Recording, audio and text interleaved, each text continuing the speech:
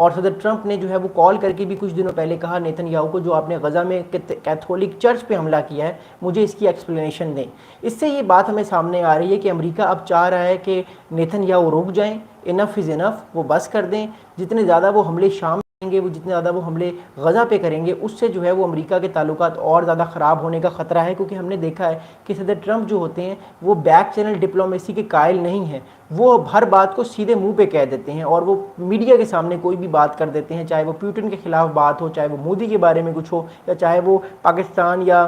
چاہے وہ اسرائیل یا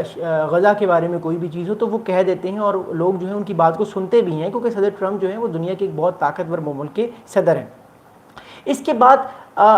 6 اور جو ہے وہ یو ایس آفیشلس نے اور بہت ساری امپورٹنٹ باتیں جو ہیں وہ اندرون خانہ ہمارے ساتھ نیوز بریک کی ہیں ایکسیس نیوز کو نیتن یاہو کے حوالے سے، کہ امریکہ اس بار نیتن یاہو کے بارے میں کیا سوچ رہا ہے، کیونکہ پچھلے چند دنوں میں امریکہ کی جو تھنکنگ ہے وہ ہمیں تھوڑی چینج ہوتی ہوئی نظر آئی ہے اسرائیل کے حوالے سے، کہ اسرائیل کو وہ روکنا چاہ رہا ہے کہ وہ زیادہ سے زیادہ جنگیں نہ لڑے، وہ اپنے آپ کو روک لے at the end of the day, کیونکہ اگر اسرائیل جنگیں نہیں روکے گا تو امریکہ کے مفادات کا خطے میں نقصان ہو سکتا ہے۔ تو اس چیز کو اگر ہم دیکھتے ہوئے دیکھیں تو 6 US officials tell that despite US brokered ceasefire that halted this week, escalating in Syria on Friday, this week ended with White House significantly more alarmed about Netanyahu and his regional policies۔ یعنی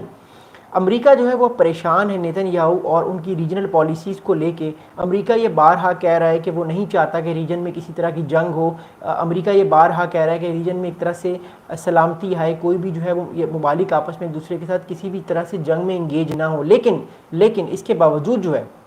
وہ ہمیں دیکھنے کو یہ چیز مل رہی ہے کہ بارہا جو ہے وہ امریکی صدر جو ہیں، یا اس کے علاوہ آپ دیکھ سکتے ہیں کہ اور جو معاملات ہیں امریکہ کے اسرائیل کے ساتھ وہ بگڑتے جا رہے ہیں، دونوں ممالک ایک دوسرے کے ساتھ جو ہیں وہ ایک طرح سے ایک ٹینشن ہمیں نظر آ رہی ہے دونوں ممالک کے درمیان، اور نیتن یاہو پہ اب پریشر زیادہ ہوگا امریکہ کی طرف سے کہ وہ جنگیں روکیں۔ اگر وہ ان جنگوں کو کنٹینیو کریں گے تو امریکہ جو ہے وہ پھر اور نالاں ہوگا، امریکہ اور ناراض ہوگا، اور جس کے بعد ایک بڑی امپورٹنٹ چیز ہمارے سامنے آ جائے گی کہ امریکہ دھمکی بھی دے سکتا ہے اسرائیل کو کہ اگر اسرائیل ان جنگوں سے باز نہ آیا تو امریکہ جو ہے وہ اپنی سپورٹ ختم کر دے گا اسرائیل کے لیے، اور اس سے اسرائیل کو اور زیادہ نقصان ہونے کا خطرہ ہے۔ تو یہ چیزیں ہمارے لیے سب کے لیے جانا بڑا ضروری ہے کہ آنے والے دنوں میں چیزیں اب کس طرف جائیں گی، معاملات دنیا کے کس طرف جائیں گے، کیونکہ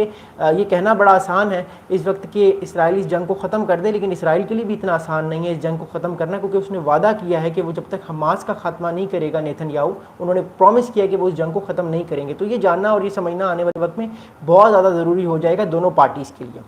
اس کے علاوہ ایک بہت امپورٹنٹ اسٹیٹمنٹ آیا ہے وائٹ ہاؤس کی طرف سے۔ وائٹ ہاؤس یہ کہہ رہا ہے کہ the bombing in Syria caught the president and the White House by surprise. The president doesn't like